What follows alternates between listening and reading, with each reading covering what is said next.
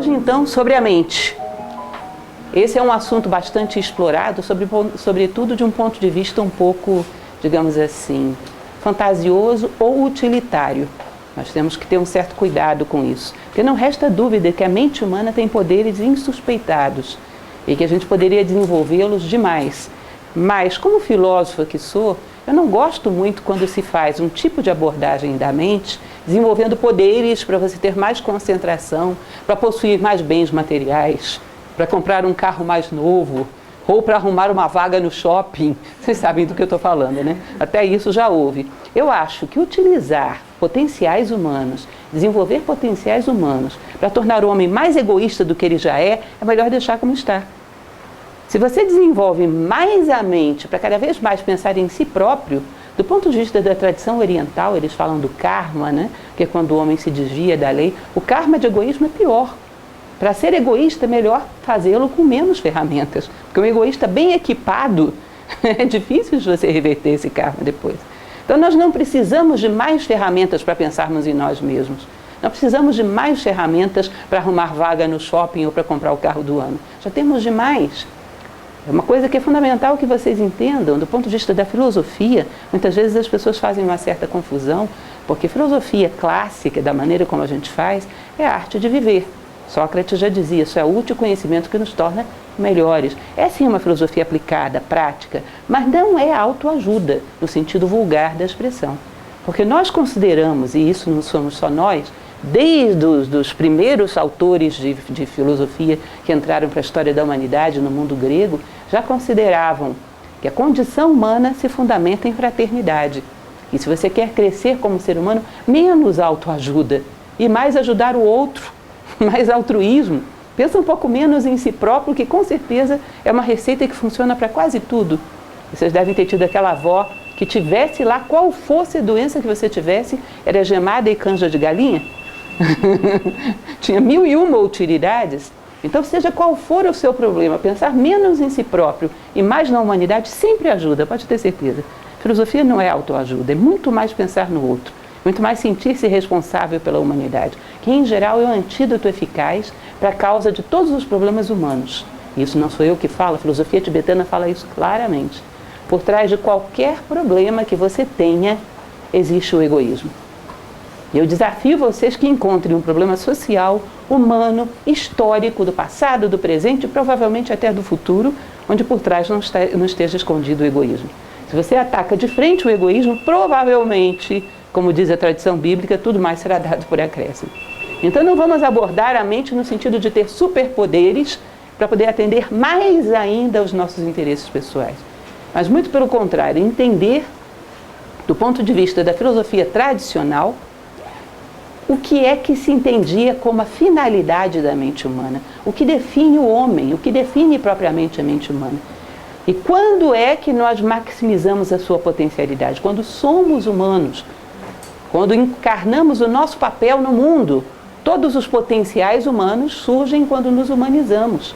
Porque em relação a grandes objetivos, é importante que percebam que todo o potencial humano se maximiza quando você se dispõe a ser humano.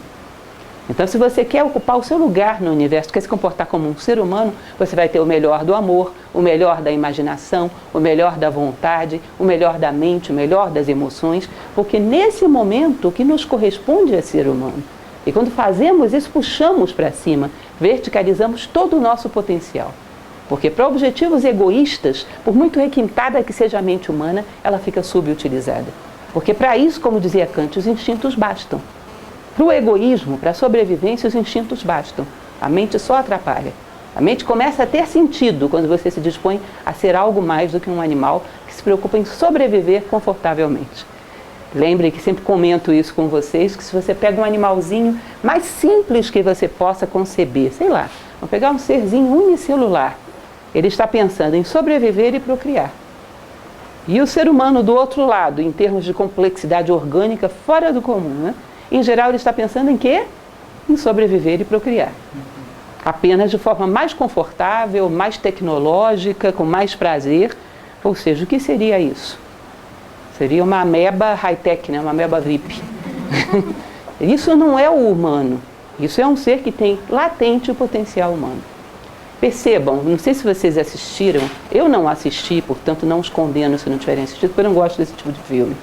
Mas os parques do dinossauro, que eles já fizeram não sei quantos, saiu recentemente mais um, tem muito filme de terror que eles usam esse elemento, que é pegar um animal muito violento, muito agressivo e imaginar se você colocasse a mente dentro dele, o estrago que faria. Vocês já viram que isso já foi muito trabalhado em temas de filmes?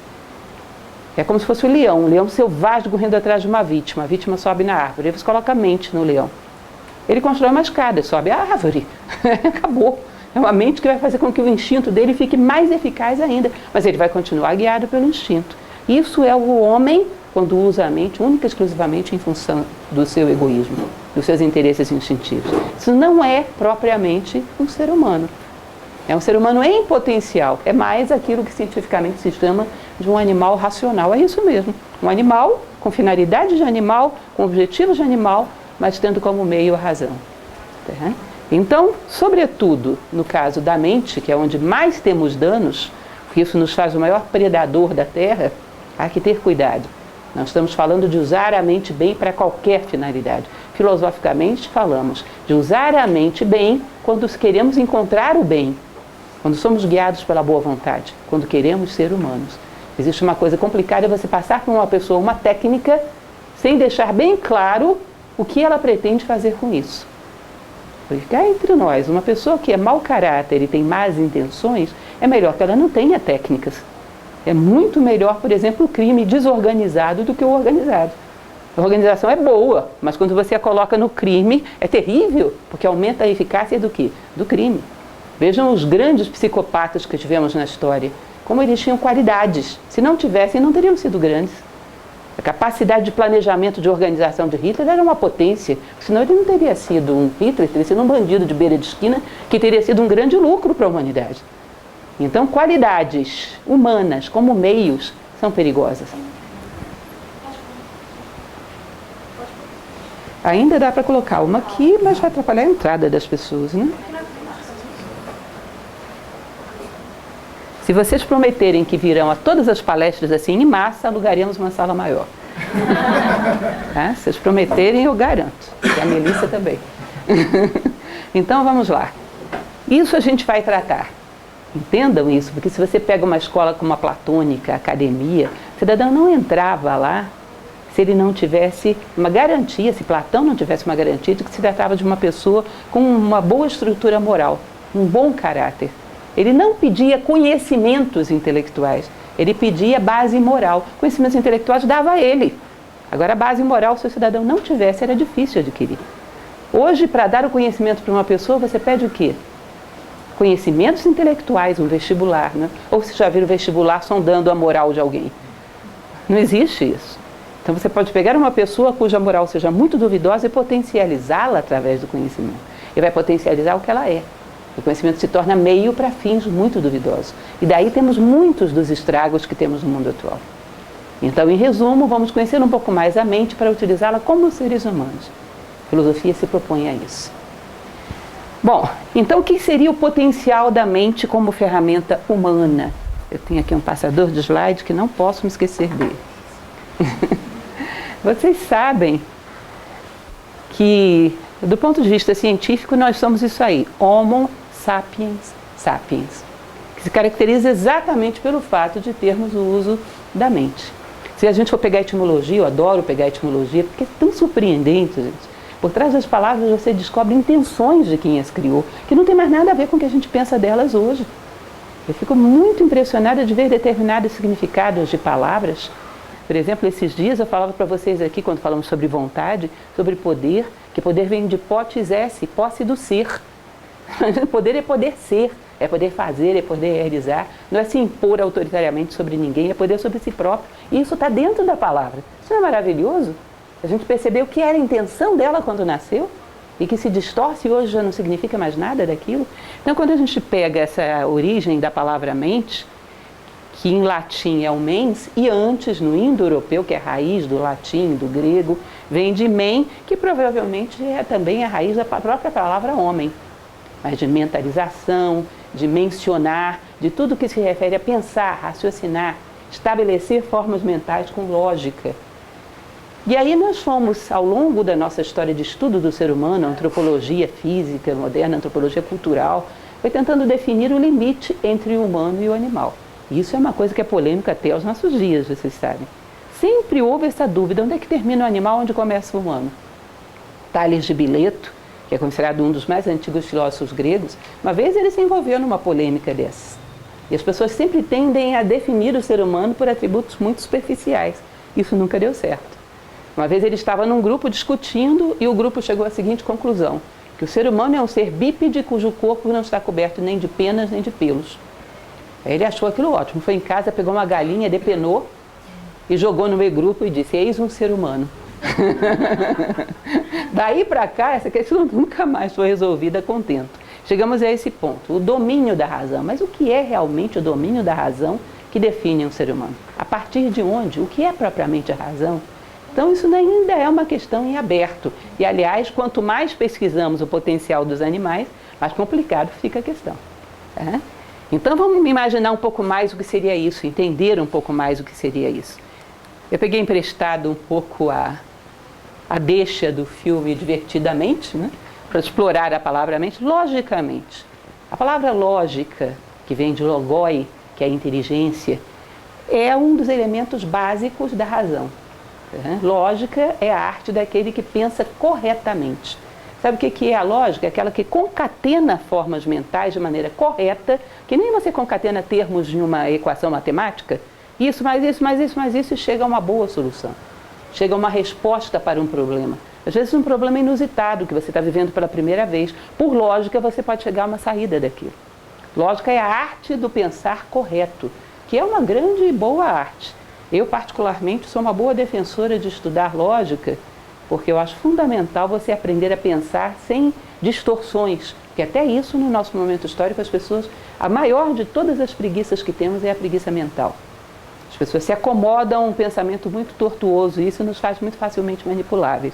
Então, lógica é capaz de concatenar premissas e conclusões até um fecho ou conclusão final, que é um silogismo correto, ainda que diante de um estímulo novo. Nunca vivi isso e resolvo.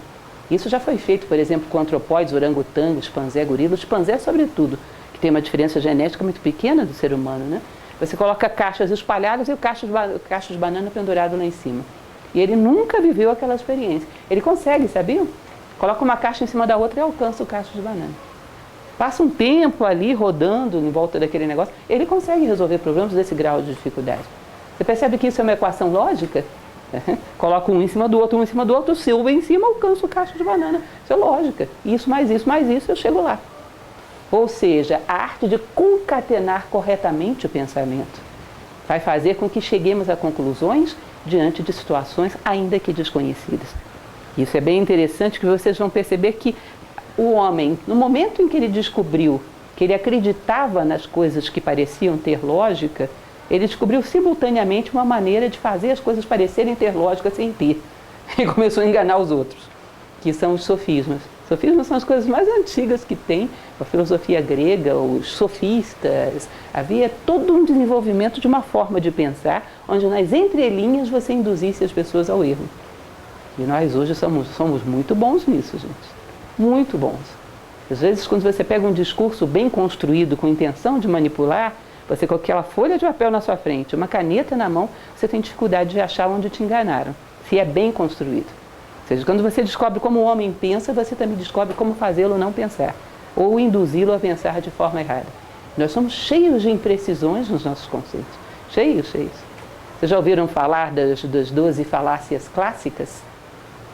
A gente toda hora usa isso. Se eu abrir uma exceção para você, vai ter que abrir para todo mundo, que é a falácia da bola de neve. Como assim? Eu abro uma exceção para você porque você merece uma exceção, o outro talvez não. Brasil, ame-o ou deixo. Como assim? Não tem uma solução intermediária? Não tem nada no meio do caminho? Nós cansamos de usar falácias, manipulações da lógica. Então a arte de pensar que caracteriza o Homo sapiens é pegar um monte de tijolinhos, que nem aquele joguinho que a gente jogava quando era pequeno do construtor, e concatená-los com uma certa ordem, de tal maneira que isso te permita chegar a uma conclusão esclarecedora. Agora, como eu falei para vocês, Muitos animais têm essa possibilidade. E, sobretudo, esses bichinhos. Hoje já existe uma discussão enorme sobre isso, porque tem sido feito pesquisas com outros tipos de animais, não necessariamente com os antropóides, e que tem dado muito boa resposta também. Obviamente os cães, obviamente golfinhos e outras espécies às vezes têm dado respostas surpreendentes. Mas esses aí são bastante conhecidos. São capazes, às vezes, de chegar a equações lógicas, desenvolver equações matemáticas de pequena dificuldade. Um macaco como esse, um chimpanzé, sobretudo, são muitos os experimentos. Essa macaquinha, não sei se vocês já ouviram falar dela, se chama Washoe. Conhecem a Washoe? Muito prazer, ela morreu em 2009, com 40 e poucos anos. Ela é um prodígio. E esse cidadão, Roger Fultz, um psicólogo. Roger Fultz, ele teve uma ideia bastante original. Pegar essa bichinha recém-nascida e levar para casa. Levou para casa e criou como se fosse um bebê. Ele e a esposa. Diante dela, eles só se comunicavam pelo código de surdo-mudo norte-americano. A Washoe foi o espécime mais hábil que eu saiba, que foi escolhida, que foi encontrada até agora. Ela chegou a dominar perto de 150 sinais do ALS americano. 150 sinais do código de surdo-mudo. Ela pedia as coisas através de gestos. Quando ela teve um filhote, ela não gerou, ela adotou um filhote, ela ensinou alguns desses sinais ao seu filhote. Existe nos Estados Unidos, não sei se ainda tem, deve ter, um experimento Washoe, onde tentaram isso com vários outros espécimes. É difícil ter alguns tão hábeis quanto ela, porque os animais são diferenciados entre si. Porque tem cachorro, sabe disso. 2 cachorrinhos da mesma ninhada, um é mais esperto que o outro. Ela era muito esperta. Mas, de qualquer forma, outros já desenvolveram também. Agora, se você for ver a comunicação entre ela e o Fultz, existem obras publicadas, e na internet vocês encontram uns montes, se digitarem esse nome, ela falava coisas do tipo Washoe passeio, Washoe carinho, Washoe dormir, Washoe rua. Se você chegar para um ser humano e analisar a humanidade em geral, a comunicação que nós jogamos, por exemplo, na atmosfera no dia de hoje, no planeta fora. Você acha que a maior parte da humanidade falou de quê? De se divertir, de comer, de dormir, de ir para a rua, de conforto, não é isso? Aí você vai dizer, não, mas é muito diferente. Por que é diferente? Ah, porque o Washoe dizia Washoe comida. E fulano disse, eu gostaria de ir para um restaurante. Bom, isso é um macaco com uma sintaxe requintada, né? É um macaco embrulhado para presente. Mas vamos e venhamos, o conteúdo é exatamente o mesmo. Ou não? O conteúdo, logicamente, seria reduzido ao mesmo conjunto de símbolos matemáticos, inclusive, que é a mesma coisa, apenas embalado para presente, mais bonitinho, mais VIP. Agora, vocês imaginam algum dia o Fultz chegando lá para tratar da Washoe e ela pensativa, com a mão no queixo, assim, Washoe pensadora. Ele chegasse para ela e perguntasse, o que foi, Washoe? Ah, Washoe, sentido de vida. Justiça. De onde venho, para onde vou? O que é a morte? Fraternidade universal. Eu tenho alma? Existe Deus? Puf, o Fultz morreria do coração, né? Eu não sei nem se ele mesmo andava perguntando essas coisas. Porque eu acho que não perguntaria. Não preciso convencer vocês disso, isso é óbvio, ela não perguntaria. Vocês percebem que existe um limiar metafísico que não pisa a consciência animal, só pisa a humana. E nem todas. É que está o problema. E nem todas. É à toa que Mircea Eliade, que era um antropólogo muito famoso do século passado, ele dizia que para ele o homo não era tanto sapiens, era mais o homo religiosus. Era mais aquele que é capaz de supor no metafísico, pensar em termos éticos, estéticos, do que propriamente aquele que era capaz de fazer equações lógicas. Por isso, se vê nos animais. Eu acho que eu era muito esperta. Então, esse limiar do metafísico, para cá, é humano. Pelas vossas obras vos conhecerei. Quem é capaz de penetrar nesse campo é o humano. Agora, vocês percebem que muitos seres humanos não penetram. Como é que a gente vai fazer um limiar? Então, o animal que faz operações matemáticas complexas, às vezes é capaz de fazer, talvez, um desenvolvimento lógico mais complexo do que alguns seres humanos. Onde é que eu vou botar essa fronteira? Então, quando o ser humano não penetra na condição humana, que reside mais nesse espaço metafísico, é como se ele tivesse a condição humana em potência, mas não realizada. Na prática, é consciência animal. A condição humana está lá, adormecida, não realizada. O Washoe não entra porque não pode. O ser humano não entra porque não quer, porque todos eles têm essa necessidade, essa possibilidade de se realizar na ética, na estética, na espiritualidade, na compreensão dos enigmas da vida, que constitui o verdadeiro uso da mente humana. Porque, como dizia Kant, simplesmente para sobreviver, lá embaixo, os instintos seriam suficientes. A mente mais atrapalha, porque multiplica o potencial dos instintos. O homem já não se satisfaz com qualquer coisa para sobreviver. Eu acho que está bem entendido até aqui? Então, muito prazer. Essa é a Osho. Quem quiser conhecer, farto material na internet. Bom, a Índia, que é uma tradição preciosa, vocês vão dizer, por que ela está falando de Índia? A gente não está falando de filosofia. Filosofia não nasceu na Grécia? Isso também é uma suposição que, em geral, fazemos, que é um pouco engraçada. Se você considerar que filosofia é amor à sabedoria, só os gregos amavam a sabedoria? Os egípcios amavam o quê, hein? Deixando o rastro histórico que deixaram?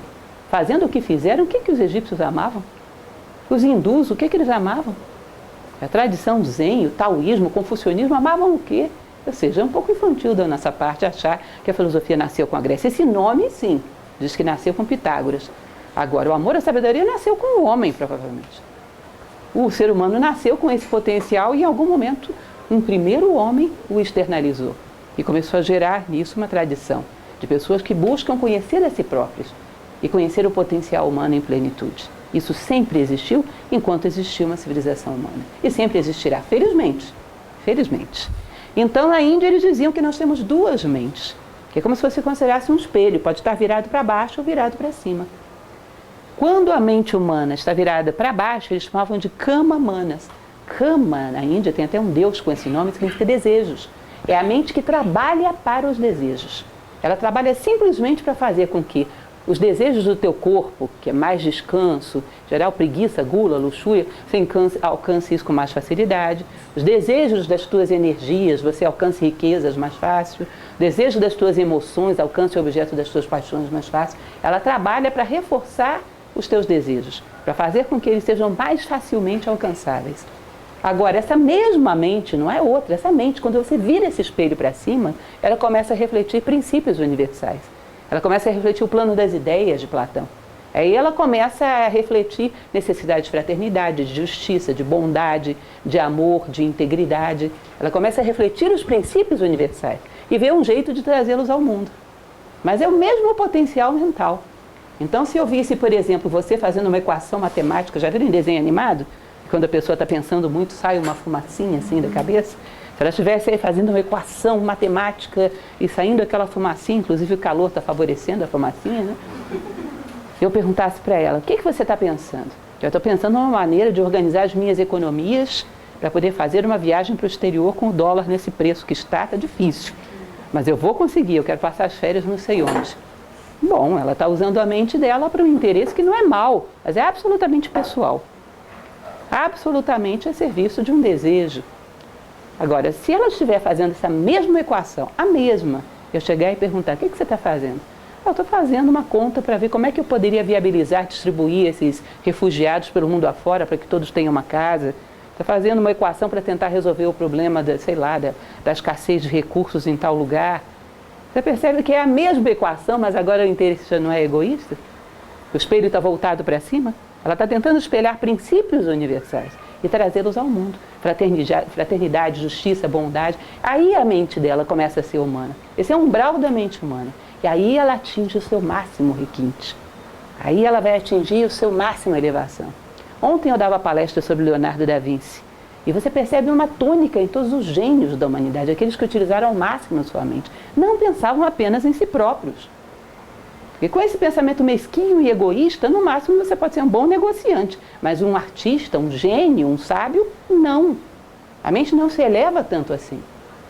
Vocês vão perceber que às vezes até um bom negociante, um homem que faz criações tecnológicas geniais, num mundo onde as pessoas são tão inertes mentalmente, ele se destaca. Que é o velho ditado, em terra de cego quem tem um olho é rei. Mas se ele tivesse os dois olhos, seria fantástico não só para ele, mas para a humanidade. A ideia da mente é que a gente não tenha só esse olho que olha para a terra, tem um olho que olha para cima. Não sei se vocês já ouviram falar, eu dei para vocês a palestra, não sei se alguém estava aqui na palestra que eu dei sobre o mito de criação de Roma, que é a Eneida de Virgílio. Alguém assistiu? A Eneida, ela foi criada por um herói chamado Enéas, isso no mito, evidentemente, isso não é histórico. E esse herói, ele era muito forte, mas ele não sabia onde criar Roma. E ele tinha um pai que era muito sábio, mas que já não aguentava mais caminhar, que era Anquises. Aí ele coloca o pai nas costas e carrega. O pai tinha bons olhos, mas não tinha pernas. E Enéas tinha boas pernas, não tinha olhos. Percebe que Roma é criada com os olhos da sabedoria e as pernas da mente prática? Ou seja, guiada por princípios e depois mobilizada pela mente prática, pela mente concreta. Você precisa das duas coisas para fazer ponte entre céu e terra. Porque senão você não criaria Roma só com olhos ou só com pernas, não. Precisaria das duas coisas. Ou seja, ver esses ideais e uma mente prática para plasmá-los no mundo, isso seria o natural. Agora, quando você corta isso, todas as nossas criações têm finalidade egoísta. E aí fica uma coisa, honestamente, desculpem, mas monótona. Porque qualquer criação brilhante, salvo raríssimas exceções, qualquer criação brilhante você vai ver por trás o que tem. É um grupo econômico que patrocinou e que comprou a patente, que vai usar aquilo só para interesse deles. É não sei o que, só interesse deles. Um dia desse, não tem muito tempo, uma aluna me mandava uma teoria de administração de empresas maravilhosa, uma novidade que está saindo aí no mercado, que falava de um processo de reengenharia das empresas para proporcionar uma realização de todos os funcionários. Um negócio assim parecia paradisíaco, sabe? Mas sabe o que era o ponto final da história? Eles descobriram que as pessoas felizes produzem mais. Ou seja, o ponto final não era a felicidade, era a produtividade. Eu olhei, mas aí perdeu a graça, foi o mesmo egoísmo. Daqui a pouco, se amanhã ou depois vem um ideólogo maluco e chega à conclusão que as pessoas infelizes produzem mais, eles largam tudo isso e pegam um chicote. Porque a finalidade não é a felicidade, é a produtividade. Então é cansativo esse pensamento circular em torno dos interesses egoístas de um ou outro. Todo mundo preocupado demais consigo mesmo. Isso dentro de um corpo seria o quê? Uma célula que só pensa nela e não no corpo. Como é que se chama isso do ponto de vista patológico? Um câncer. Então é um pensamento que do ponto de vista sistêmico é canceroso. O egoísmo é canceroso. Enquanto não quebramos esse vínculo e não olhamos para cima, não saímos dessa. Você não sai de um degrau da escada para cima se você não olha para cima. Fica tentando sair naquela mesma direção, fica batendo contra a parede, né? Você não quer olhar para cima. Então a mente humana, ela teria essas duas possibilidades. Uma capta ideias, como Platão dizia. Platão dizia que existe um plano das ideias, onde tudo nasce. E o plano concreto que é sombra dele. A gente vai ver isso já já. Então essa mente ela é capaz de ir lá em cima e captar ideias. E a outra traz ao mundo e concretiza, né? Uma capta ideias e modela as emoções e o corpo. E a outra modela as ideias para atender desejos das emoções e do corpo. Vou explicar isso para vocês através do que o Kant dizia. Até coloquei ele ali. O que é modelar, captar as ideias e modelar as emoções, modelar o corpo segundo essas ideias? Eu compreendo, por exemplo, que tal ato é justo. Que aí eu vou pegar as minhas emoções, que vêm logo abaixo da mente, e vou ensiná-las a gostar desse ato, porque é justo. E vou ensinar o meu corpo a se motivar por esse ato, porque é justo. Se você começa de cima, você vai educando toda a personalidade para trabalhar para isso. Agora, se você começa de baixo, eu vejo o que eu gosto e depois faço a minha mente trabalhar para isso. Kant, a história que eu falava para vocês, é muito interessante, é um pensador brilhante, da época do grande racionalismo clássico. Como o próprio nome diz, as pessoas faziam uma ode à razão. E ele era um professor brilhante, os alunos o adoravam. A sala ficava bem mais cheia do que essa hoje, não sei como ele fazia. Ele disse que uma ocasião um aluno virou para ele e disse: professor, ainda bem que nós superamos aquele primitivismo medieval. Hoje nós usamos a razão. Aí Kant vira para ele e diz: olha, meu caro, quem usa a razão? Me mostra uma pessoa que use a razão. Você sabe o que é usar a razão? Deixa eu te explicar. Digamos que você tenha brigado com seu vizinho. Você transforma você no fator A, seu vizinho no fator B. E desenvolve uma equação puramente mental e matemática em torno desses dois fatores em interação. Lógica, sem nenhuma influência das emoções. E aí você vê onde é que você vai chegar. Eu errei. E em cima dessa dedução lógica, você vai lá e pede desculpas para o seu vizinho. É isso que você faz? Não. Sabe o que você faz? Você chega para a sua mente e diz o seguinte: dá um jeito de provar que quem está certo sou eu. Ou seja, nós não somos racionais, nós somos sofistas. Nós colocamos a nossa mente a serviço dos nossos interesses emocionais, lá embaixo. Vocês já percebem que as pessoas elas vão fazer perguntas já com a resposta na mão? Eu costumo brincar com os meus alunos que é como você encomendar uma história do Flamengo a um vascaíno. Ele já tem a solução, é o pior time do mundo. Agora ele vai desenvolver uma equação para chegar aí. Ele já sabe onde ele quer chegar. Quando nós vivemos em função de caprichos emocionais, nós pensamos para chegar aí. Já está definido. Uma vez eu me recordo que eu vi acontecer um acidente no meio da rua, que claramente era um garoto muito jovem que tinha feito uma pequena barbeiragem, não era nada nem tão grave. Mas o que mais me impressionou naquele caso foi a chegada do pai. Aquilo foi cinematográfico. Porque o pai chegou daquele carrão, abriu a porta do carro e disse: eu não quero nem saber o que aconteceu, eu estou do lado do meu filho tem a razão. Eu fiquei pensando, será que ele pensa que é um bom pai? Se ele fosse um bom pai, ele diria: eu não quero nem saber o que aconteceu, eu estou do lado da justiça, seja ela de quem for. Os incas, quando iam para a batalha, os nossos vizinhos aqui da América pré-colombiana, eles invocavam os seus deuses e diziam: que a vossa mão, Senhor Pachacuti, Viracocha, que a vossa mão esteja a serviço do justo, seja eu ou não. Você sabe o que é você pedir uma coisa dessas, que envolve um risco de vida? Eles pediam aos deuses que lutassem do lado do justo, se não fosse eles, que ele não lutasse com eles. Queria reforçar o erro deles com vitória. Imagina o que é isso?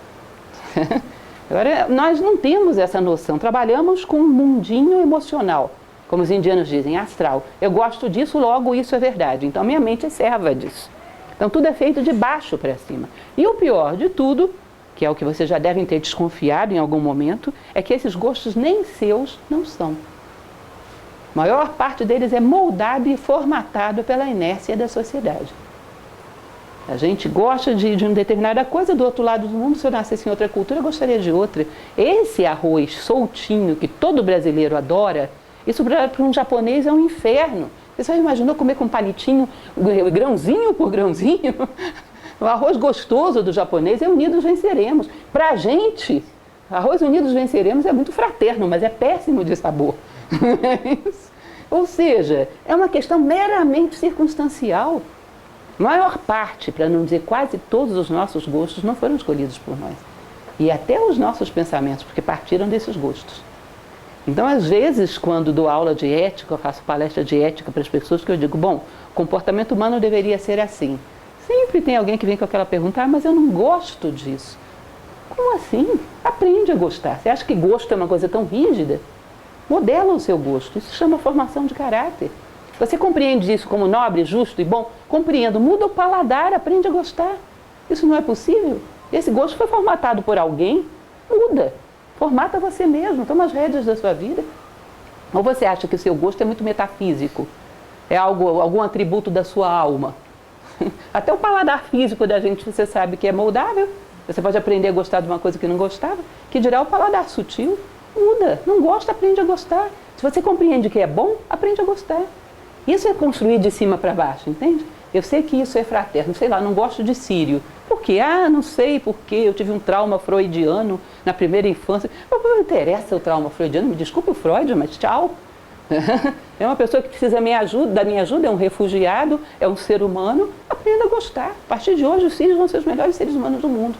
E fim de papo. Por que eu tenho que ficar vítima dos caprichos de uma emoção mal educada?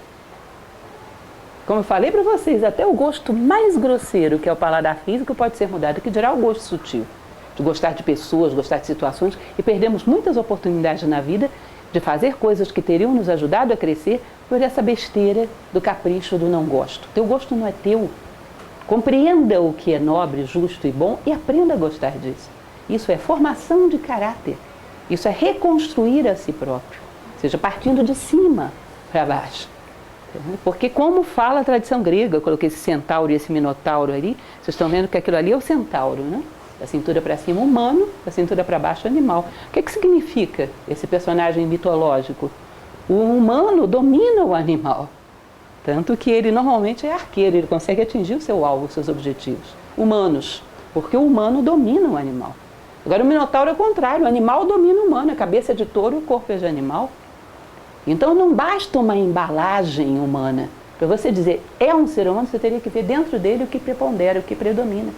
Lembrem, mais uma vez, do princípio bíblico: pelas vossas obras vos conhecerei. Sócrates dizia: age para que eu te veja. Solta o cidadão na vida e vê se ele corre atrás dos instintos ou corre atrás de princípios. Pode ter uma embalagem humana, mas dependendo do que ele faz, não é humano. Se eu te mostro uma garrafa de Coca-Cola e você me pergunta: é detergente ou refrigerante? Eu digo: não sei, o que você acha? Serve para limpar o chão ou para beber? Para limpar o chão, então é detergente. Coloca no mundo e vê para que serve. Coloca esses seres no mundo e vê para que servem. Tudo correndo atrás dos seus instintos, só embalagem humana. Eu não compraria um produto no supermercado porque a embalagem é bonitinha. As coisas não são definidas pela embalagem, mas pelo seu conteúdo. Isso é óbvio, toda dona de casa sabe. Isso. As coisas são definidas pelo seu conteúdo. Então, quando a mente trabalha para objetivos humanos, ela tem o potencial de criar um Requiem de Mozart, a criação de Adão de Michelangelo.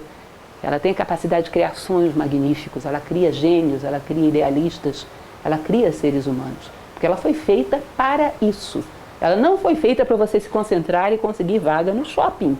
Vá a pé para o shopping, vá de bicicleta e use a sua mente. Eu não estou brincando, vocês sabem que houve algo na moda, algum tempo atrás, que falava exatamente isso. Se colava uma nota, vocês não viram isso? Isso me divertiu muito. Pegava uma nota de $1, colocava vários zerinhos para virar $1 milhão e colocava colado no teto do seu quarto de dormir. Aí quando você abria os olhos de manhã, ficava olhando para aquilo, dizendo: eu vou ter $1 milhão, vou ter. Você imagina você usar a mente para isso, meu caro? Vá trabalhar, é melhor, porque pelo menos se você não conseguiu $1 milhão, você desenvolve a virtude do serviço, isso é mais humano. Mas existe, e fez um sucesso tremendo isso. Do ponto de vista da filosofia, vamos e venhamos. Isso é uma desonra da condição humana. A mente não foi feita para isso. A mente foi feita para você olhar para cima, mas não é o teto da sua casa, é algo mais elevado, bem mais nobre. Para olhar para as estrelas, como dizem os poetas. Né? Bom, continuando, platonicamente, esse nosso amiguinho aí, que eu preferia a caricatura do que o quadro, para ficar mais dentro do estilo do PowerPoint, mas vocês sabem que Rafael, quando ele pinta aquela academia de Atenas, ele pinta Platão apontando para cima, ou seja, para essas ideias. Olha aí, é bem pertinho da gente. Toda a escola Nova Acrópole tem um quadro desse, não precisa me preocupar.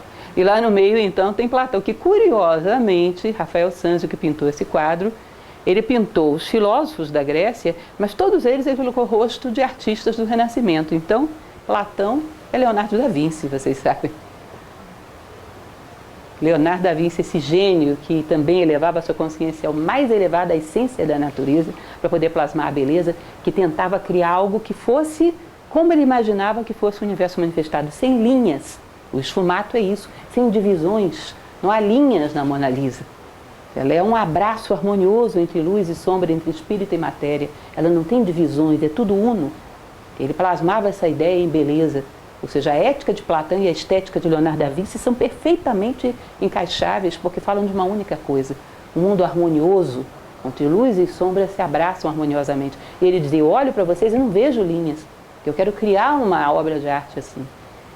Então Platão ele costumava dizer: existe um mundo das ideias, onde tudo aquilo que vai ser criado no mundo em algum momento pré-existia no plano das ideias. E as coisas que existem aqui são sombras. É como se você imaginasse um marceneiro pensando uma cadeira. Ele pensou, existe no plano das ideias. Aí ele vai pegar a madeira e tentar construir. Conforme a sua habilidade, essa cadeira vai ser mais ou menos parecida com a sua ideia. E se não é parecida agora, ele vai aprendendo marcenaria e vai criando cadeiras cada vez melhores. Isso é evolução. Evolução é o correr das coisas materiais atrás do sonho que as criou, atrás da ideia que as criou. Mas aqui no mundo manifestado as coisas vão se destruir. Nada é eterno aqui. Lá no plano das ideias é. Uma ideia não vai morrer nunca. Uma cadeira sim. A cadeira, se você imaginar, ela tem uma estrutura muito interessante, porque ela é totalmente estável em relação ao mundo material e totalmente receptiva em relação a quem passa por ela. Então ela tem a ideia da estabilidade para servir, dar um momento de descanso àquele que passa. E para isso ela equilibra bem no mundo. Ela é uma ideia de serviço, de generosidade, plasmada num objeto material. Então, como ideia, ela nunca vai deixar de existir. Como objeto, nenhuma cadeira é eterna. Então, Platão falava desse mundo das ideias e da mente humana como uma ponte entre esse mundo e o mundo concreto.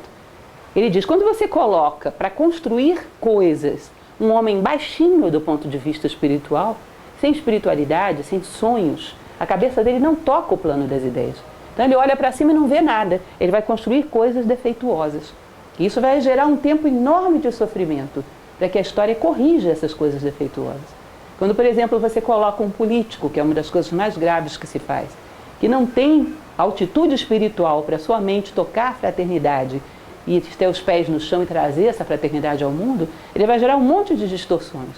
Isso é sofrimento para a humanidade por séculos, para corrigir essas distorções que a pessoa errada gerou.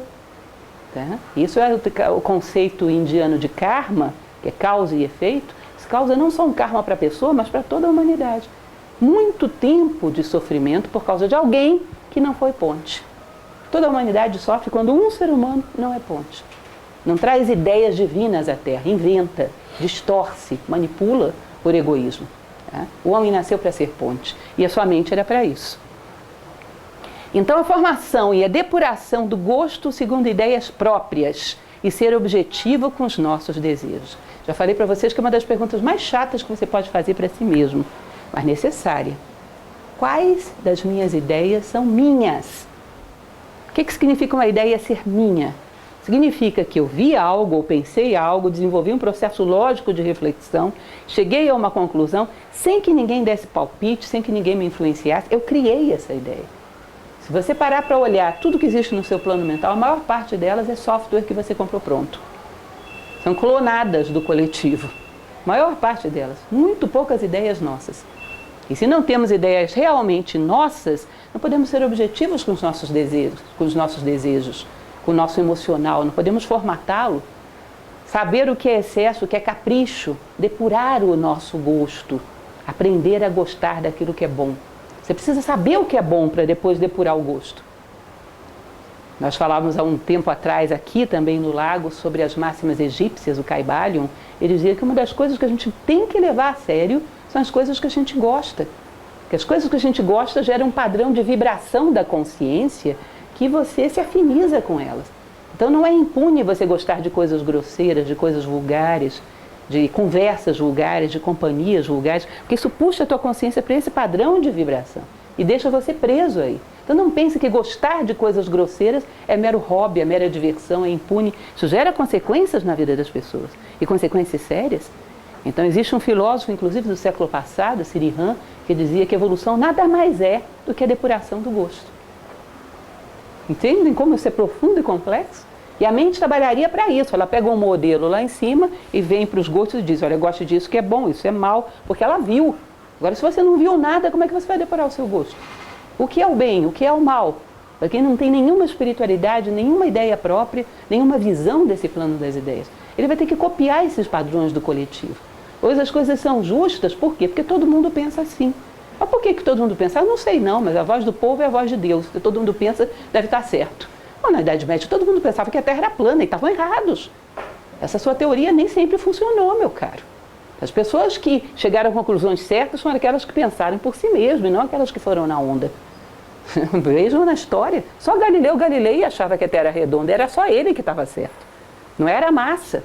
A voz do povo não é a voz de Deus, é a voz do povo. Esse ditado está errado. Simplesmente. A voz de Deus é a voz da inteligência naqueles que ousam usá-la. Esse ditado é uma furada. Não funciona assim as coisas. Não funcionam, né? Perdão. Então, ser objetivo com os nossos desejos a partir desses modelos que você percebeu com a mente. Mas para isso tem que percebê-los. E ter uma capacidade de pensar. Parem para pensar nisso. Quantas vezes no meio do nosso cotidiano a gente para olhar as coisas à nossa volta e pensa, se existisse uma lei justa, isso que eu estou vendo seria permitido? Seria normal? Seria bom? Ontem mesmo eu parava num sinaleiro e foi uma coisa que eu achei interessante, porque automaticamente pelo medo que temos da violência, todo mundo fecha o vidro. E tinha uma pessoa vendendo algumas coisinhas. Quando você olhava para o rosto daquela pessoa, era um grau de dor, de exaustão, de sofrimento. E eu pensei, mas como nós nos tornamos cruéis por medo? Ou seja, você para num sinaleiro e você fica procurando, como eu poderia resolver isso?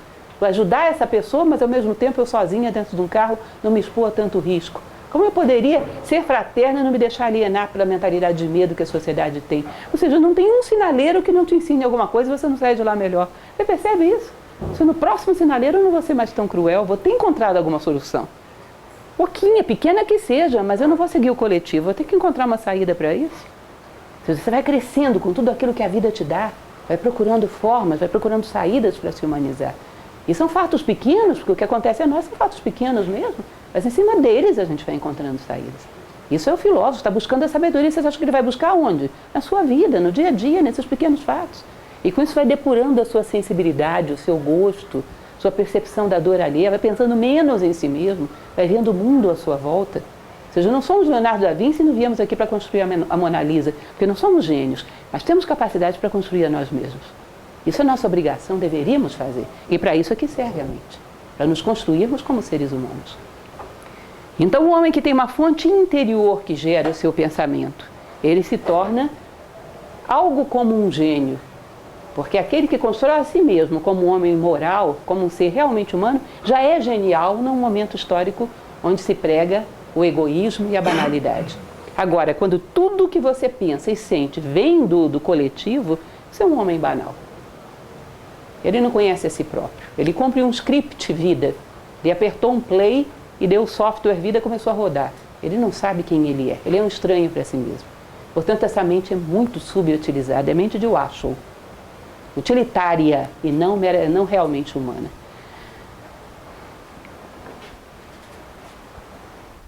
E pensem, porque hoje eu fiquei imaginando, bom, uma palestra que a gente fala, o poder da mente, até brincava ainda há pouco com alguns professores. Será que as pessoas pensam que a gente vai falar de levitar cadeiras, de ler pensamento? Existe uma filósofa do século XIX, que é Helena Blavatsky, que ela dizia, boa ação é aquela que atende a alguma necessidade no mundo ou em nós. Se você levitar a cadeira, alguém vai sofrer menos no mundo por causa disso? Se eu ler o seu pensamento, alguém vai sofrer menos no mundo por causa disso? Muito pelo contrário, você vai sofrer mais porque eu vou quebrar sua privacidade. Isso. O que o mundo ganha com eu fazer essas coisas? Agora, se eu uso a minha mente para me tornar uma gota menos egoísta, a humanidade ganha com isso. Eu ganho com isso. Então, esse é o poder da mente. A boa ação é aquela que atende a alguma necessidade no mundo ou em nós. Eu não estou vendo ninguém com necessidade de levitação de cadeira. Esse tipo de poder atende à vaidade, te torna mais egoísta. Usa a mente como ferramenta para mais egoísmo, para destacar ainda mais a sua personalidade sobre a dos demais. Isso não é poder. Bom, continuando. Ordenadamente. Então não pense que você precisa ter muitas ideias. Você precisa ter poucas. Às vezes eu vejo textos maravilhosos, eu gosto de crônicas, gosto de pessoas que escrevem bem, gosto muito de Rubem Braga, que era um cronista sensacional. Ele escreve coisas bonitas, às vezes com 2 ou 3 ideias. E em cima daquilo desenvolve uma coisa fantástica. Às vezes é uma só. Eu lembro de uma crônica dele uma vez que era uma rosa que floresceu no jardim dele. E ali uma crônica maravilhosa. 1 ou 2 ideias lúcidas, humanas, bem colocadas. E você já estrutura uma vida humana digna em torno daquilo. Mas uma parafernália de informação e nenhum compromisso, nenhuma profundidade. Ou seja, muita extensão, nenhuma profundidade. Os grandes homens não tinham tantas ideias assim. Eles tinham poucas, mas profundas e estavam profundamente comprometidos com elas. Hermes Trismegisto, que a gente falava do Egito aqui esses dias, o Caibalion, as 7 leis do Egito, Hermes Trismegisto diz que só tinha aquelas 7 ideias. Só aquelas 7. E foi considerado o maior sábio de todo o Egito. Poucas ideias. Platão praticamente só falava da teoria das ideias. Tudo nasce daí. Claras, lúcidas e compromisso com elas. Verticais, que tragam luz ao mundo, por isso lúcidas. E assim você vai construir a sua identidade. Sabe por quê? É uma equação matemática clara isso. Da mesma maneira que se eu for querer usar uma piscina de um clube, eles vão fazer um exame na minha pele, porque quando eu entrar dentro da piscina, aquilo que está na minha pele passa para a pele de todo mundo, eu posso contaminar as pessoas. A minha pele, o meu corpo físico compartilha o mesmo plano com o corpo físico da humanidade, e eu posso contaminá-los. A minha mente também, é como se você imaginasse uma grande piscina mental, que é o plano mental da natureza, e todas as mentes humanas mergulhadas aí dentro. Então qualquer pensamento, como temos um grau de individualidade muito baixo, qualquer pensamento de qualquer ser humano desses 7 bilhões que estão por aí, já beirando os 8, qualquer um deles pode surgir na tua mente a qualquer momento. Não acontece isso com vocês não, de às vezes aparecer um pensamento bizarro. E você dizer, de onde eu tirei isso? Não tirou. Qualquer momento os pensamentos entram e saem. Como é que eu vou saber se é meu ou não? Porque se você não sabe, Normalmente nós pegamos aquela forma mental e começamos. Por que eu estou pensando isso? Por que eu estou com essa ideia? Será que aconteceu alguma coisa? Daqui a pouco você tomou posse dela. Deve ser porque ela me tratou mal aquele dia e eu pensei assim. Daqui a pouco você criou um histórico e tomou posse de uma ideia que não era sua. Ou seja, se contaminou. Imunidade baixa, pegou o vírus. Percebe É claro isso. E como é que eu me protejo disso? Não deixo entrar ideias alheias. Você não vai conseguir. Porque não temos tanta visão assim de plano mental para evitar que as ideias da humanidade entrem na nossa mente. Só tem uma forma no nosso nível. Porque um sábio diz que ele consegue filtrar o que entra na sua mente. No nosso nível não dá. No nosso nível é você fazer uma listinha, por definição, de quais são os meus pensamentos. Eu sou a Lúcia acredita nisso, pratica esse princípio, vive isso. Qualquer coisa fora desse menu não é a Lúcia. Então eu me construo por definição, como um ato de vontade. Qualquer pensamento que surgir no meu plano mental fora desse menu não é a Lúcia. Então, oi pensamento, tchau pensamento, vá procurar o seu dono. Você entrou porque encontrou a porta aberta e sai pela mesma razão. Você não é meu. Por definição, pensamentos que têm a ver com essa coluna vertebral de valores são meus. Que não são meus, tchau. Vão procurar o seu dono. E você sabendo disso, às vezes, você pode até perceber de onde veio aquele pensamento. Quem é a pessoa do grupo que despejou aquilo em você? Com a certeza absoluta de que não é teu e não se contamina. E isso eu considero poder da mente. Poder da mente é identidade. Eu sei o que é próprio da minha mente e qualquer outra coisa eu não me identifico. Capacidade de relação também é um poder fantástico da mente, dessa mente aberta, luminosa. Eu sei que está calor, mas já estamos acabando, não fiquem nervosos, a vida é assim mesmo. Capacidade de relação, gente, é verdadeiro sentido, um dos sentidos mais profundos da inteligência. Platão ele dizia que numa coisa que dá certo, numa coisa que funcionou, você pode abstrair uma lei universal que funciona em qualquer outra situação. E um filósofo é capaz disso. Você faz uma coisa que dá certo, você vai lá atrás e pega qual foi a lei universal que você usou e aplica em outras situações totalmente diferenciadas. Isso é inteligência, é capacidade de relação. Eu sempre conto uma história bobinha, que a maioria de vocês já sabe decore e salteado, mas eu ainda não encontrei uma melhor do que essa, então vocês vão ter que ouvir de novo, eu sinto muito, que foi na época em que nós construímos a nossa sede do Lago Norte. Nós somos voluntários, então nós tínhamos 2 pedreiros reais e o resto de nós eram pedreiros fictícios, que iam lá para ficar aprendendo, errando, acertando, algumas coisas eram mais fáceis, enfim. O grande problema para mim foi o tal do reboco da parede, que era uma coisa louca. Quem já tentou isso, vocês sabem que é um negócio matematicamente impossível aquilo, que é uma loucura. Você joga aquilo na parede, puf, puf, puf, 1000 vezes. Aí o pedreiro ria de mim, isso valeu, ele se divertiu aos meus custos bastante. Eu olhava para ele e via a quantidade de massa que ele pegava, a distância que ele ficava da parede, a força que ele colocava, fazia igualzinho, puf, no chão. Até que depois de tentar 1000 vezes, já era uma questão de honra, eu consegui a distância correta, a força correta, a quantidade de massa correta, puf, grudou. Eu fui brindar com champanhe e desisti daquilo. Mas foi interessante, porque aquele pedreiro eternamente, ainda hoje trabalha com isso, um excelente pedreiro, é melhor do que eu para rebocar a parede. Mas aquela experiência de vida, ele não sabe para quanta coisa eu usei. E ele só usa para isso, parede e massa. É o conhecimento técnico, só se conhece uma aplicação daquele princípio. O filósofo abstrai uma lei geral. Recordo que anos depois, eu estava conversando com uma pessoa que estava com um problema emocional relativamente grave. Eu me dispus a ouvi-la, a falar alguma coisa, e eu percebi que aquela pessoa precisava desabafar um pouco. Eu precisava deixar ela falar. Mas se ela falasse muito, ela ia ficar tão emocionada que não ia ouvir mais. Então eu tinha que cortar no ponto certo. Eu tinha que falar algo que tivesse intensidade para convencê-la. Mas não podia ser muito forte, porque senão ela ia ficar chocada e ia começar a fazer drama. E eu não podia dizer tudo que era verdade, mas eu tinha que dizer uma quantidade suficiente que fizesse ela ver. Aí eu pensei, intensidade certa, distância certa, o momento certo, puf, grudou. Vocês acham que eu lembrei de quê? Da massa. Da massa. Essa e várias outras situações na minha vida eu lembrei da massa. Naquela situação, o pedreiro vai sempre ser melhor do que eu. Mas vocês não sabem como essa massa me serviu. Isso é um filósofo, vocês entendem? Qualquer coisa. Se abstrai daí um princípio universal que serve para várias outras. Capacidade de relação é inteligência. Então, quando você pega um acadêmico que conhece tudo sobre a gravitação dos elétrons em torno do átomo de tal isótopo, mas não sabe como fazer os filhos girarem à sua volta dentro de casa, ele é um técnico. Ele não é um filósofo. Nós temos um conhecimento que informa, não forma, porque não desenvolve inteligência, não desenvolve capacidade de relação. E isso é uma das coisas mais profundas que a mente pode te oferecer. Numa coisa que desse certa, você avaliaria todos os setores da tua vida sob aquele princípio, sob a luz daquele princípio. E alinhava tudo para um negócio sensacional. Sensacional. Uma vez um professor nosso da escola, ele comentava sobre o ser humano com um aluno. Normalmente são os jovens, adolescentes, que estão limpos dessas travas que a gente vai carregando pela vida e são às vezes geniais. Aí falava que dentro de sala ele ensinou para esse aluno que o corpo físico da gente é mais lento, as emoções têm outra velocidade, a mente tem outra velocidade. Dentro de nós existem vários corpos, cada um com uma velocidade. Aí o aluno chegou para ele e falou: professor, hoje eu entendi o que o senhor falou. Porque eu fui andar na escada rolante e os degraus giravam numa velocidade e o corrimão em outra. Eu me desequilibrei e caí. Eu pensei, bom, na minha personalidade deve ser assim também. Eu vivo caindo porque cada coisa está numa velocidade e eu não consigo harmonizar. Eu falei, gente, que brilhante.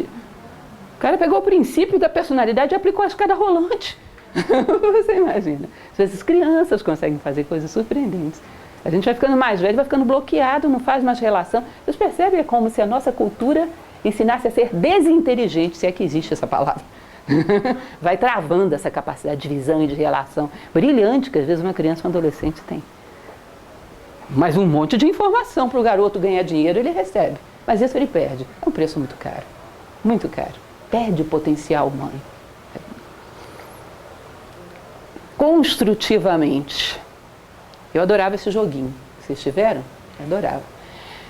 Ideias totalmente originais são difíceis. Ideias totalmente originais, em geral, gênios, tem muitas. No nosso caso, são difíceis. Você pode pegar a inspiração de pessoas? Pode. Eu posso pegar a teoria das ideias de Platão, mas eu preciso refletir em cima dela, torná-la minha. Eu não posso decorar Platão se não tem valor nenhum. Eu posso pegar as ideias de Aristóteles? Posso, mas em cima disso eu vou desdobrar, vou aplicar na minha vida, vou ver como funciona. Ou seja, eu faço essas ideias minhas, eu tomo esses grandes homens como inspiração. Mas não é uma memorização do que os outros disseram, é uma reconstrução dessas ideias dentro da tua vida. Porque se for começar do zero, é que nem construir o avião do zero, né? Começar do 14 bis, tá bom, eu posso pegar o que já foi feito e até devo. Mas a partir daí eu tenho que torná-lo meu. Eu não posso decorar como nada e nunca me atirar dentro da piscina. Tenho que tornar esse conhecimento meu, porque senão quando eu cair da piscina eu vou me afogar. Posso decorar todas as teorias que falam sobre o medo e na prática viver em pânico. Eu tenho que aplicá-las dentro da minha vida e ver como funciona. Shankaracharya, que era um grande sábio oriental, ele dizia que o intelectual é como um homem que acha que basta decorar o nome de um remédio que ele já vai produzir efeito. Você já imaginaram que coisa interessante? Dor de cabeça, eu fico ácido acetilsalicílico, ácido acetilsalicílico. Se eu não trago para dentro de mim, ele não faz efeito. Ou seja, não é uma questão superficial de você saber decorar o nome, ou toda a bula até, que é um bom intelectual seria toda a bula. Não resolve, a dor de cabeça não passa. Há que trazer para dentro da tua vida, há que vivê-lo. Isso também é um potencial mental, reflexão, saber pegar essas ideias, refleti-las na tua vida e ver se corresponde, ver se funciona, testar as ideias na vida. Isso é a reflexão.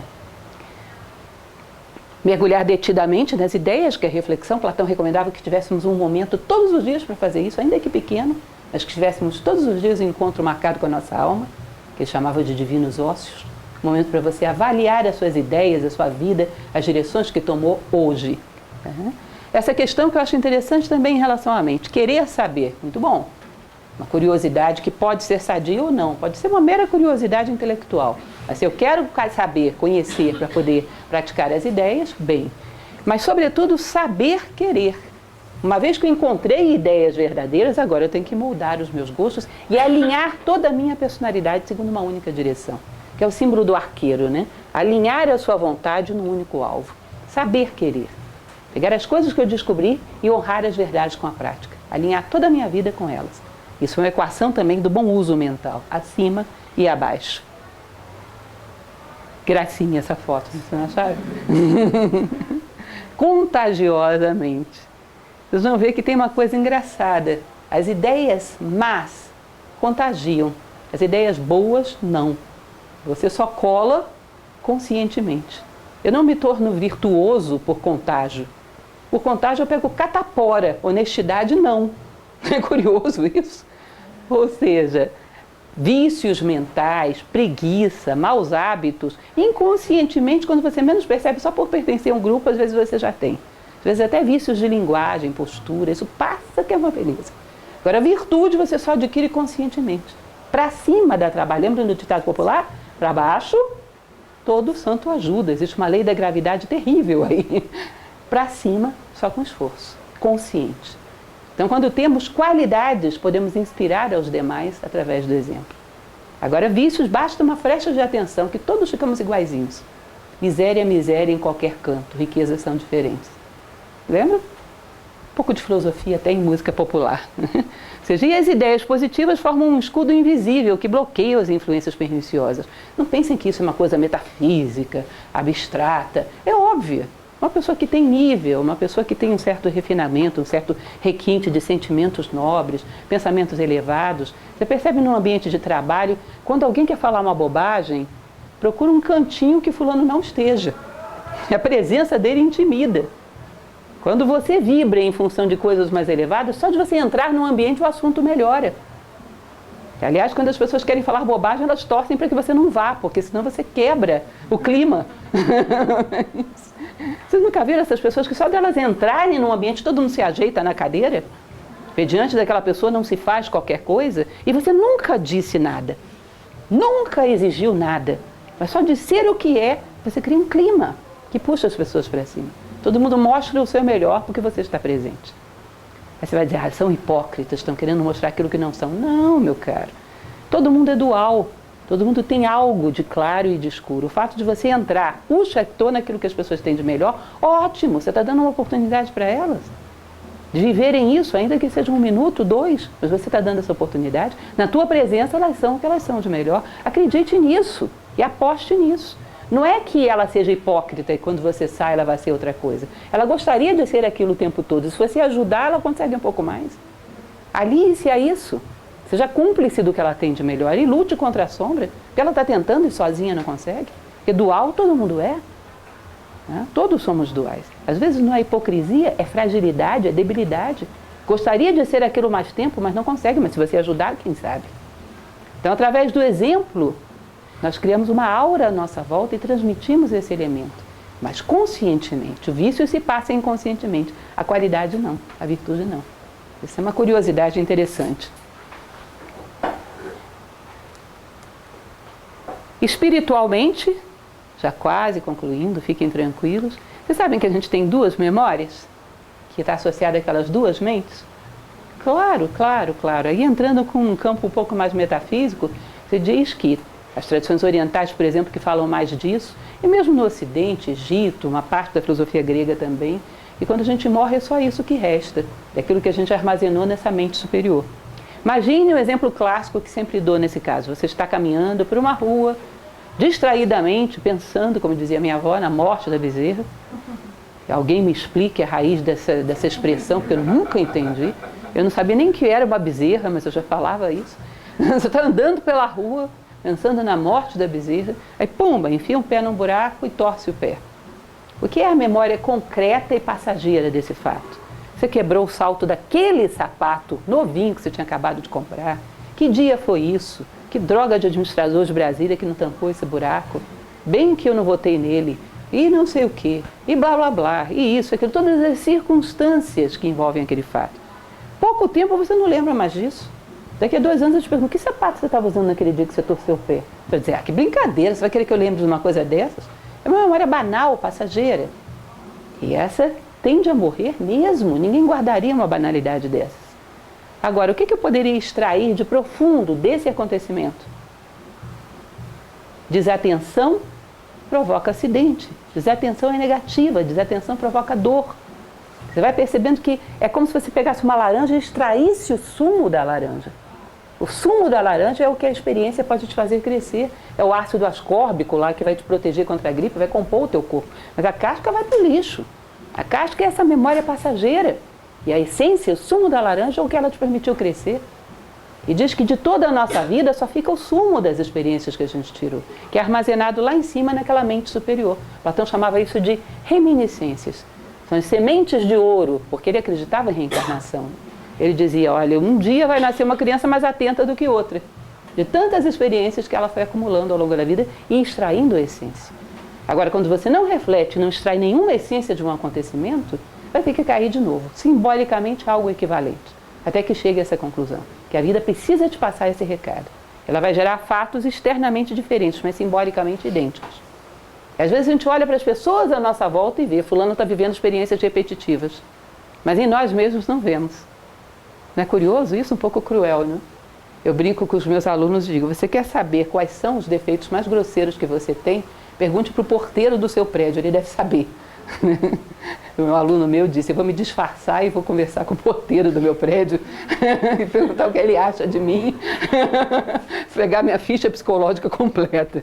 Porque é assim, nós temos facilidade de ver nos outros e nós mesmos não vemos. Então, a essência das experiências é armazenada nessa mente superior. O que eu aprendi com os fatos. A circunstância do fato se perde. E isso seria o processo de crescimento, a quantidade de sementes de ouro que você recolheu ao longo da sua vida, o quanto caminhou. Hermeticamente, já falei para vocês, nem preciso repetir muito, que é o princípio fundamental daquele Caibalion egípcio. O universo é mental, que foi onde Platão se inspirou para criar o seu plano das ideias, a sua teoria das ideias. Tudo nasce num plano mental, se reflete no mundo, gera sombras. Ou seja, aquilo que pensamos com uma mente superior pode gerar construções que venham a nos transformar em seres melhores, venham a mudar nós mesmos, venham a mudar o mundo. Agora, cuidado, que serve também para o negativo. As ideias negativas que alimentamos também vão dar um jeito de vir ao mundo. Na mínima fresta da tua desatenção, elas vão gerar fatos. Porque se você gerou um molde, mais cedo ou mais tarde ele vai querer gerar o corpo, vai querer encarnar. Sabe aquela pessoa que você não gosta? Fica com essa ideia alimentando na mente, mas não conto para ninguém, então não vai gerar nenhum fato. Vai. Uma hora que você estiver mais distraído, que tiver passado por uma circunstância estressante, você vai passar e cumprimentar todo mundo, menos aquela pessoa. Ou vai ser grosseiro com ela. Porque a tua mente vai aproveitar essa fresta da tua atenção para jogar aquilo no mundo. Porque aquilo ali está tensionando para gerar a realidade. Se você alimenta no plano mental, aceite que você vai conviver com isso no plano físico. Mais cedo ou mais tarde. Porque o que existe como molde, um dia será objeto. Numa fresta da tua desatenção, isso vai gerar um fato. E se você não quer que esses fatos existem, limpe os moldes. Mude a sua forma de pensar. Ou se responsabilize pelas consequências quando elas vierem. Tanto para bem quanto para mal, tudo nasce no plano mental. Isso dizia a tradição egípcia e isso reforçava Platão. Dedicadamente. O que significa isso? Exercícios como esses se chama trataque, que nem tratado. Trataque era um exercício que se utilizava muito em escolas, por exemplo, escolas budistas, mosteiros, como concentração. Extremamente útil, gente. Porque não precisa você fazer uma bolinha tão perfeita como essa. Serve até você olhar para um pontinho na parede. A ideia era você tentar concentrar de uma maneira tal, não vou fazer esse exercício agora, mas depois tentem sozinhos, concentrar de tal maneira que por um segundo vocês só vissem o ponto e esquecessem, não vissem a circunferência. Sumisse a circunferência. Chegasse a uma concentração tal que só vissem o ponto, sumisse a circunferência. De tanto praticar, uma hora você consegue. Isso pode ser feito em qualquer lugar com um pontinho na parede, não vê nada à volta, só vê o pontinho. Porque nem sempre você vai ter uma coisa dessas para ficar olhando, né? Mas naquela famosa e nefasta antessala do médico ou do dentista, deve ter um pontinho na parede. E você pode fazer isso com qualquer coisa. Isso é interessante porque você vai dizer, isso deve ser uma tremenda perda de tempo, para que eu vou ficar olhando para uma coisa dessas? Mas quando você tentar conter os seus pensamentos para estudar, para refletir sobre uma questão, você vai ver como isso aí foi útil. Porque isso é um treinamento de musculatura para você dominar teu plano mental. Esses mosteiros antigos, essas escolas antigas, eram especialistas nesse tipo de prática, simples desse jeito. Para desenvolver musculatura para você ter algum comando sobre o seu plano mental. Ser capaz de banir ideias invasoras e se concentrar numa única ideia. E é simples, mas é muito eficaz. Agora, veja bem, é dominar a mente e não paralisá-la. Porque a má compreensão, às vezes, desses princípios orientais faz com que a gente ache que a mente a gente tem que parar. Se você para a mente, você vai cair no nível inferior ao da mente, não ao superior. A mente é um território desconhecido que a gente tem que dominar. Tem que impor leis, tem que tornar nosso. Então, cuidado com entendermos mal essas tradições orientais. Parar a mente significa cair no nível inferior, não saber usá-la. Nós temos que dominar a mente. E outra coisa que é muito importante, para você se concentrar, porque isso aqui são meios, são ferramentas. Para você se concentrar em algo, você tem que ter fins, tem que ter motivações. Depois que eu dominar a minha mente, eu vou fazer o que com ela? Eu vou desenvolver um tal trabalho, uma tal causa, eu não vou fazer nada, então deixa isso para lá, vai dar trabalho à toa. Para que eu vou dominar a mente se eu não tenho um objetivo de vida, não tenho um sentido de missão, não tenho uma obra que eu quero realizar, eu vou ter trabalho à toa? É como uma pessoa numa sociedade onde a musculatura, a magreza, o corpo sarado não fosse considerado bonito. Por que ele faria ginástica? Não faria, provavelmente. A não ser que fosse uma pessoa com muita individualidade, fizesse por si mesmo, a maioria das pessoas não faria. Faz porque tem um objetivo. Ou a saúde, ou a estética, ou seja, quem ama o fim, que almeja os fins, almeja os meios. Se eu não quero construir nada na minha vida, não vai haver técnica que me faça ter mais concentração. Eu quero afiar as minhas ferramentas porque quero construir tal coisa. Aí você vai ter motivações. E aí essas técnicas vão começar a ter propósito. Eu tenho um sentido de vida, eu tenho um ideal, eu tenho um sonho. Eu quero trabalhar para algo, então eu preciso melhorar a potência da minha mente. Se não, desistam. Não tem técnica no mundo que vai dar isso para vocês. Isso é uma reflexão consciente, lúcida e uma decisão. A minha identidade, onde eu quero chegar com tudo isso. Aí as técnicas começam a funcionar. Sem sentido de vida não dá. Quando a gente sabe para onde quer ir, começa a afiar. É o conto de fada que eu sempre falo. Os contos de fada também são simbólicos, sabiam? O príncipe chega lá no reino, o rei fala, um dragão aprisionou a minha filha. O garoto, você sabe que o príncipe não tinha nem barba ainda, era um garotote. E era um dragão. Mas ele para e pensa, é justo, é nobre, é bom, vou lá. Fui, monta no cavalo dele e vai para enfrentar o dragão. E a causa é tão nobre, tão justa, tão boa, que no meio do caminho, no início ele não tinha chance, mas no meio do caminho ele não vai achando armas mágicas? Um velhinho, ele dá água para o velhinho dá uma capa que ele fica invisível, ele acha uma espada, um pássaro conta para ele algum segredo, de tal maneira que quando ele chega lá, ele está armado até os dentes e capaz de conquistar aquele dragão. Ou seja, quando o homem se compromete com algo nobre, justo e bom, seus poderes latentes vão aflorando no meio do caminho. Ele vai tendo cada vez um maior domínio de si mesmo. Mas quando ele se compromete com algo nobre, justo e bom, se vocês forem contar para uma criança um conto de fada, onde o rei chega e fala, salve minha filha, que está prisioneira de um dragão. O príncipe cruza os braços e diz, o que eu vou ganhar com isso? Quando você paga? A criança vai dizer, para agora que eu não vou ouvir uma história idiota dessa. Muda de estação. Que príncipe mais besta? E uma criança pura, realmente infantil, esse tesouro que é pureza infantil, nenhuma delas ouviria uma história idiota dessa. O objetivo tem que ser nobre, justo, bom, humano. E aí sim você vai desenvolvendo poderes latentes. Isso é o natural. Então qualquer exercício funciona quando você tem um objetivo humano. Quem almeja os fins, almeja os meios. Um sonho humano digno e fraterno fará com que eu extraia o melhor das minhas ferramentas. Mente, emoções, corpo, tudo que você tem. Quem pode construir sonhos grandiosos, também pode construir as ferramentas para torná-los possíveis. E por fim, felizmente, a filosofia, como arte de viver, nos ajuda muito a conduzir esse processo, pois ela nasceu para isso. O que nós buscamos em Nova Acrópole como curso de filosofia é recuperar essa ideia que é de Sócrates, só é útil o conhecimento que nos torna melhores. E esse outro, que é um verso de um poeta chamado Píndaro, que ele dizia, ser quem és, sabendo. Ou seja, quem és? Ser humano. Ser isso, sabendo. Sabendo todas as coisas que tem dentro de você e o que se espera de você no esquema da natureza. Traz à tona a tua identidade. Ser quem és, sabendo. Conhece-te a ti mesmo. E isso seria, então, o que eu gostaria de expor para vocês. Como vocês sabem, isso é parte do nosso curso de filosofia. Logo no iniciozinho do segundo nível, temos uma apostila que é psicologia, porque conhecer o homem também faz parte da busca da sabedoria. E um dos capítulos trata desse aspecto de mente. O que a gente transmite nas nossas palestras são pedaços do que ensinamos no curso de filosofia. E sempre acho fantástico que num mundo como esse, sexta-feira à noite, essa hora, um calorão desse, tantas coisas para fazer na sociedade, quem está aqui é porque tem vocação para a filosofia.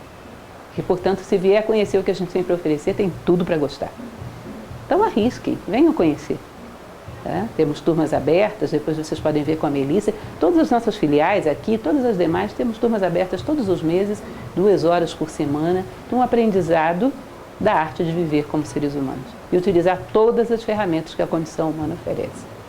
Que é isso, estão todos convidados. E não esqueçam também o lançamento do meu livro amanhã, quem quiser prestigiar, eu ficaria muito contente.